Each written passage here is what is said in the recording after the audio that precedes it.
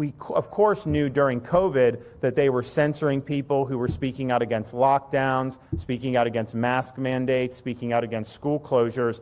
But what I think we learned in the intervening time is that this was not just tech doing it on their own. They were actually working with people like Fauci and working with people in the government. And so they were basically doing the government's bidding in terms of stifling dissent.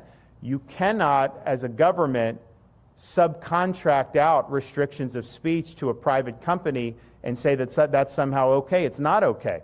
And so that basically is a violation of the First Amendment when they're acting as an arm of the state. And we saw that with COVID. We also saw it with the suppression of the Hunter Biden story in the 2020 election. That was FBI and DHS working with these companies, and basically they were the ones spewing misinformation, and they were censoring truthful information. So the fusion of government and tech for the purpose of censoring things that dissent from the official narrative, that's a huge, huge threat to freedom of speech in this country. And so Florida's leaned in on that. This is going to be resolved by the Supreme Court on that particular censorship front. But then what we're doing here today, I think, is covering a lot more ground that we need to be able to protect the folks in our state.